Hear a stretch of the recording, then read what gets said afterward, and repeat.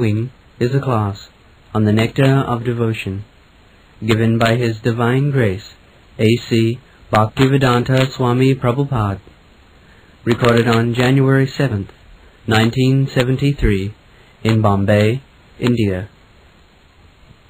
Lord Sri Krishna is the Supreme Personality of Godhead, the cause of all causes, the reservoir of all rasas, or relationships, which are called neutrality or passive adoration, servitorship, friendship, parenthood, conjugal love, comedy, compassion, fear, chivalry, ghastliness, wonder, and devastation. He is the supreme attractive form, and by his universal and transcendental attractive features, he has captivated all the gopis, headed by Taraka, Balika, Shyama, Lalita, and ultimately Srimati Radharani. Let his lordship's grace be on us. Krishna is the reservoir of all rasas. Rasa is a very peculiar word. Rasa, it may be translated into English as taste, as mellow, or as humor. So, our relationship with Krishna, there is some taste. Without taste, we cannot continue our relationship with anyone. There must be some taste. So, these rasas or tastes are 12 kinds. Primary rasa is the relationship between inert things and ours, just like I am sitting on this chair. So, the comfort I am feeling, that is the rasa, taste. We want very nice cushion, sitting position. So that tasting, that I am now comfortably seated, this is called santa-rasa. Above the santa-rasa, there is Dasya-rasa. Dasya-rasa, just like my students, my disciples, they want to serve me and I want to take service from them. This is also an exchange of rasa, a taste. Santa-rasa. Similarly, next advanced stage is sukha-rasa. Sukha means friendship. It's like one is serving somebody, but if that service is very intimate, then there is the rasa of friendship, that's sukha-rasa. And when that is advanced, what is this sound? When that is advanced, it becomes vatsalya-rasa. Vatsalya-rasa means the taste of relationship between parents and the children. These are advanced. Santa-rasa, Dasya-rasa, sukha-rasa, and then vatsalya-rasa, parenthood, filial love. And above this, there is madhurya-rasa. Madhurya-rasa means the taste between husband and wife, lover and the beloved. That is called madhurya-rasa. Similarly, these are the primary rasas. So our relationship with Krishna or God, there are different rasas. These are the primary rasas. And there are secondary, indirect rasas. Just like Kansa. Kansa wants to kill Krishna. That is also another rasa. So, what are the rasas, indirect rasas? Just read. Which are called neutrality, servitorship, or indirect. Comedy, compassion, fear, chivalry. What is that? Comedy. Comedy, Dasya-rasa, creating a situation that everyone will laugh. That is also rasa. Dasya-rasa. Then Compassion. compassion. And suppose you find some poor man lying on the street, you feel compassionate. That is also another rasa. Compassion rasa. Then Fear. fear. Suppose if you find a tiger or something ghostly, you become afraid. That is also rasa. Then Chivalry. chivalry. Suppose you are fighting with an enemy, you are defeating him, you are killing him, that is also another rasa. Then Ghastliness. ghastliness. That means after killing somebody, there's a butcher. The butcher is enjoying by killing. Ghastly, just like the hunter was killing every animal. He was also enjoying some rasa. Then Wonder. wonder. You see something which is very wonderful, astonishing. That is also rasa. In this way, according to Shastra, there are 12 rasas, 5 primary and 7 secondary. But all these rasas are there in Krishna. Therefore Krishna is called Akhila Rasamrita Sindhu. Akhila Rasam. You can enjoy, you can have contact with Krishna with any of these rasas. Therefore he is called Akhila. We have written a small book, Krishna the reservoir of all pleasure. Ghastly or wondrous rasas or chivalrous rasas, although they are not exactly like the 5 primary rasas, conjugal love, paternal affection, friendly love, just like Bhishma. Bhishma Dev was enjoying the chivalry rasas. When he decided that this day I must kill Arjuna, either Krishna will have to break his promise. Krishna promised that he would not take any weapon in the battle, he should remain neutral, because both sides, they were relatives. So, it is not good to take part partially in one party and neglect other. Of course it was divided, Krishna divided himself, his soldiers one side and Krishna one side.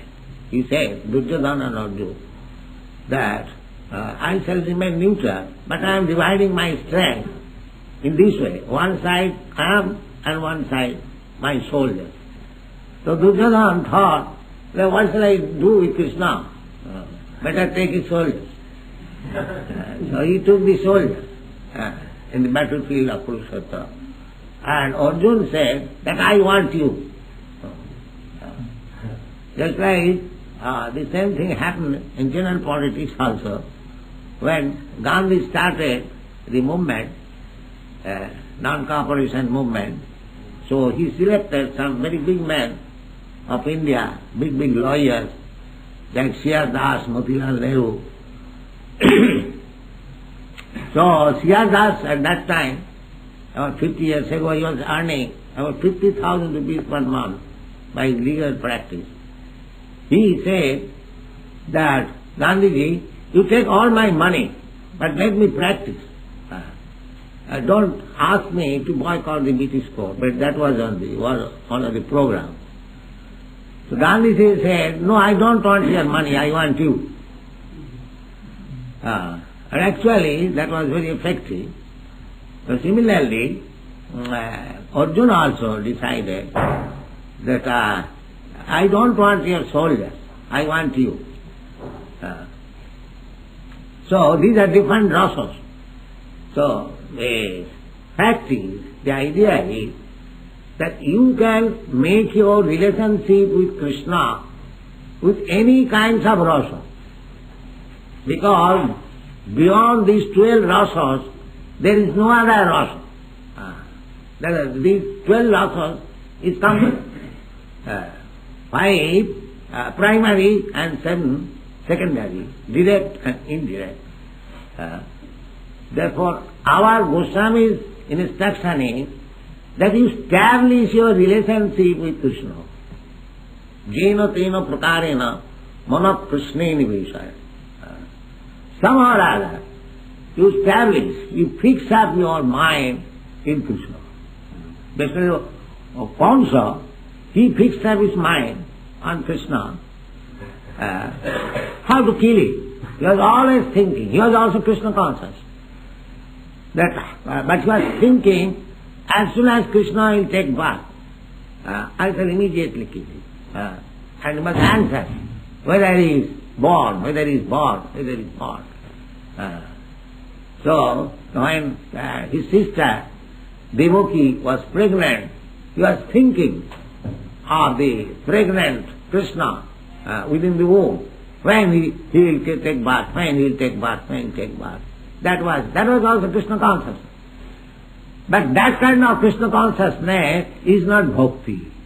The indirect Krishna consciousness, that is not bhakti. That is attachment for Krishna. That will also give benefit. Just like Kamsa and other enemies of Krishna who were killed by Krishna, they got immediately salvation. Immediately got salvation. So, the Bhakti Rasamrita Sindhu Rupa Goswami teaches that even if you be attached to Krishna in adverse condition, in opposite condition, that is also good. Because Krishna is there. The example can be given in a different way, just like sandalwood. Sandalwood, you rub it in any way, standing or horizontal in this way. The pulp will come out and it will give you comfort, it will give you relief. Similarly, you make your contact with Krishna, anukullena, especially it is recommended, anukullena Krishnanushilam, favorable, that is surrender. Anukullasya sankalpa pratikullam vivalyam. Surrender means to accept Krishna favorably in 5 rasas. You serve him in santa-rasa, you serve him in Dasya-rasa, in sakha-rasa. That's Arjuna. Arjuna served Krishna in sakha-rasa as friend. Satkham atmanivedanam. There are 9 different processes of devotional service. Savanam kirtanam Vishnu smaranam padasevanam archanam bandhanam dasyam sakhyam atmanivedanam. There are 9 different processes. So you can adopt either all the 9 processes. As Ambarish Maharaj accepted all the 9 processes. Savai manak Krishna padarvinda vachangsi vaikuntha gunanuvandane. So we can do that. Or 8 or 7 or 6 or 5 or 4, at least one. At least one.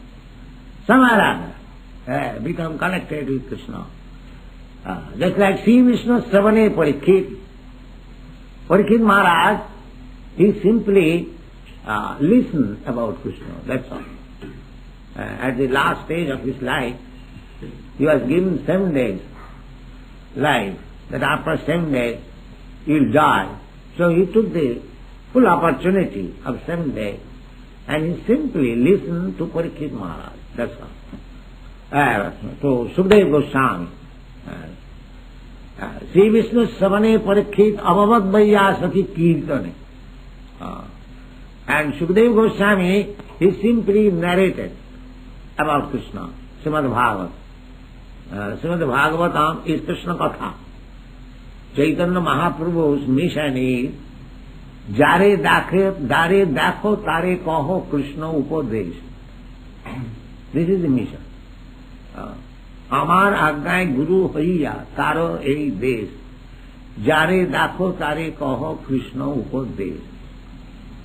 So, the Chaitanya Mahaprabhu is so kind that he wants to send gurus all over the world. পৃথিবীতে আছে যত নগরাদি গ্রাম সর্বত্র প্রচার হইবে মোর নাম। That is his mission. he wants that all over the world, as many villages and towns are there, everywhere this my mission must be spread.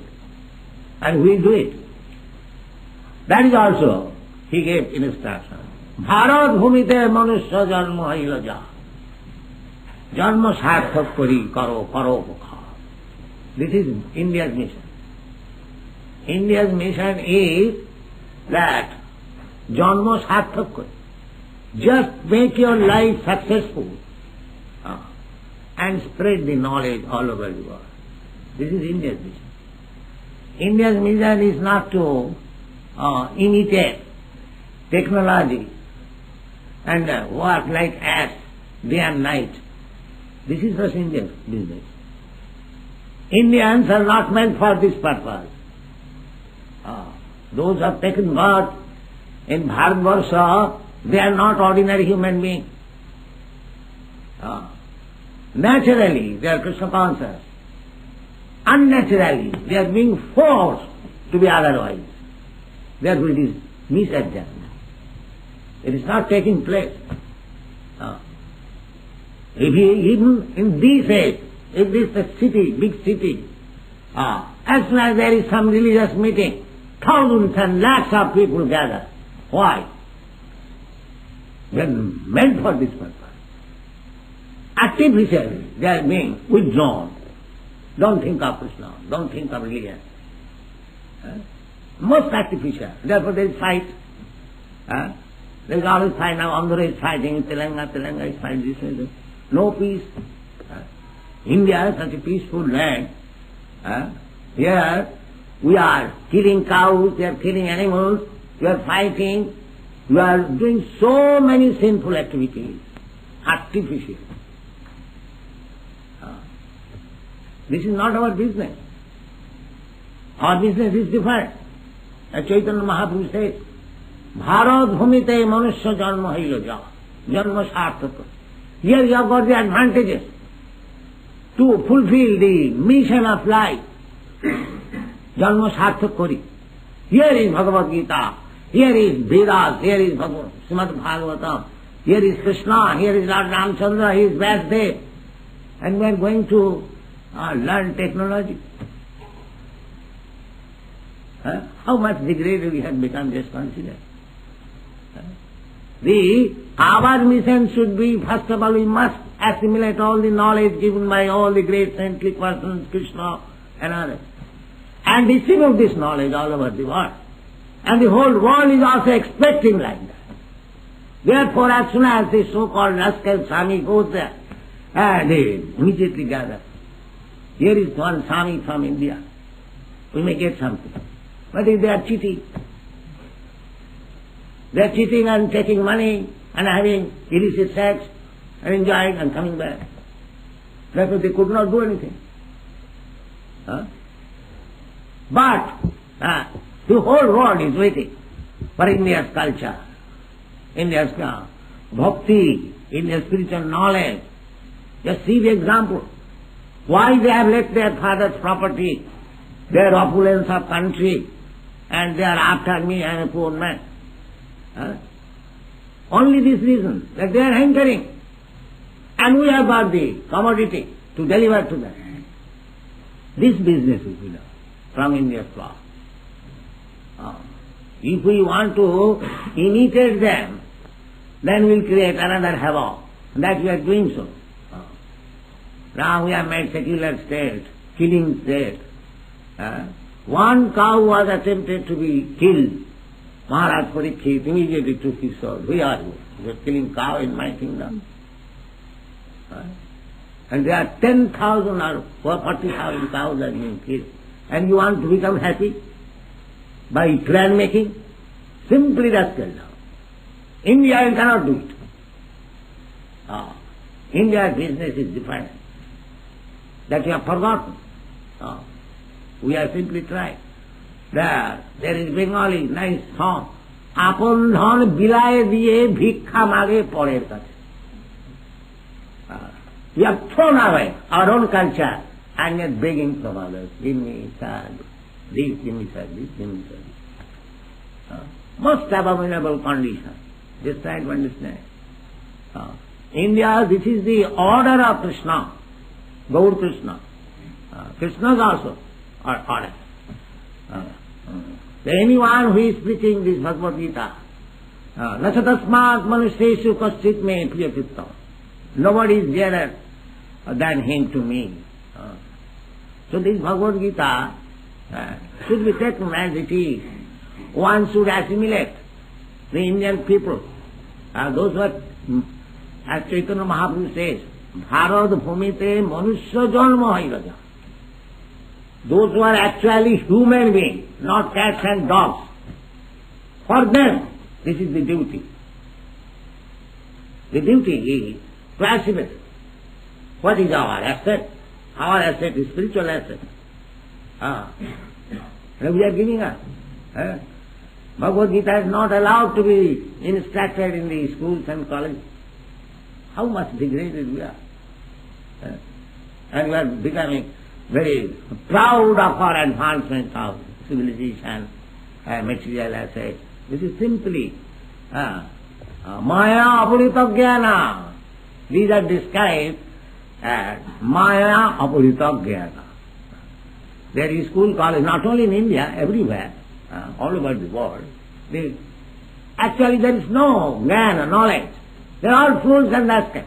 We can clearly discuss, it may not be very palatable. The whole world is full of rascals and rogues, that's all. How we can say? Now we can say from the text of the Bhagavad Gita. What is that?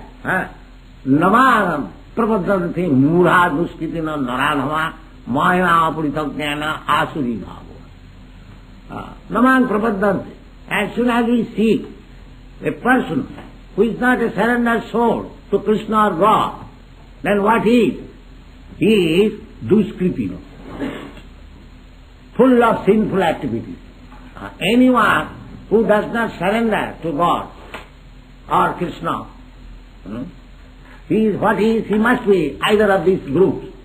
Duskritino, all is sinful. Mura, rascal, asset. Nama duskritino, mura, naradhama, lowest of the mankind. And maya abhurta jnana. If you say there are so many educated persons, they are not surrendering to Krishna or God, they are godless, so they have no value? No value, actually, because their actual knowledge has been taken out. Maya avrita jnana. Why? Asuri bhava mahasita. Because they are following the philosophy of atheism, that's all. This is the root cause.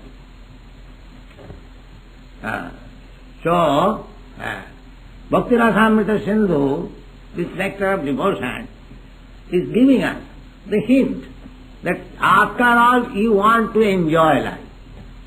That is your purpose. Actually, everyone's mission is that. But you cannot enjoy. As soon as there is question of enjoyment, there must be other part. You cannot enjoy alone. That is not possible. There must be other part. So you enjoy your life with Krishna. Either in Sakharas or Dasya-rasa or Vatsalya-rasa or Ghastli-rasa, Bhishmadev, he enjoyed Krishna's association by Ghastli-rasa, as I am going to explain, that he decided to kill Arjuna with two propositions, that either this day I shall kill Arjuna or Krishna has to break his promise and to save his friend. That was his promise. So when Bhishmadev was trying to kill Arjuna, his Ratha, his chariot became shattered and Arjuna fell down. So when Krishna saw now Arjuna is going to die, so immediately he took one wheel of the chariot and immediately appeared before Bhishmadev. Stop fighting, otherwise I am going to kill you. So immediately Bhishmadev gave up his weapons. So this is not breaking his promise.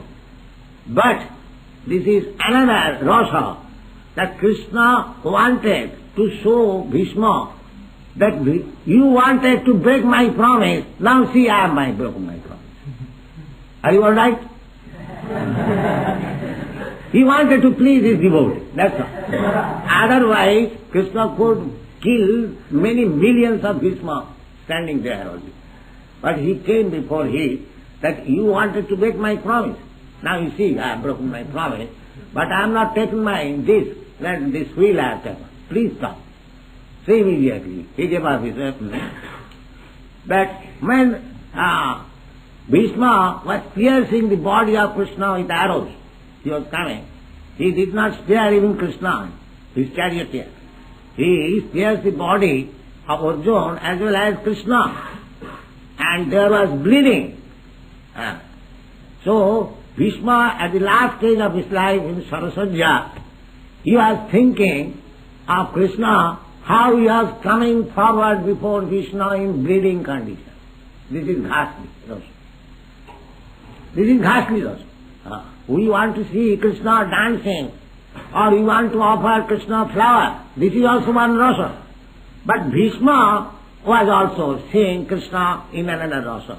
You will find the Bhishma's prayers to Krishna in his Sarasajya state, while he was lying on the bed of arrows, in Bhagavad you will find. So, this is also another rasa. These things have been explained by great commentators, how this is also very pleasing to Krishna. Yeah, Bhishma was piercing his body, the blood was coming out, it's still how it is pleasing. So that has been explained by Vishwanath Chakravarti, that when a lover is kissing and biting, that is also pleasing. The biting also, although blood is coming out, that biting is also very pleasing. This has been explained by Vishwanath Chakravarti. These things are possible. So, try to establish your relationship with Krishna in any way. And that is the instruction of Rupa Goswami. So, any way you have, because you cannot enjoy life beyond these 12 rasas. So all the 12 rasas you can find. Raso Vaisa. This is the Vedic instruction. Raso Vaisa. Labdhanandi Bhavat.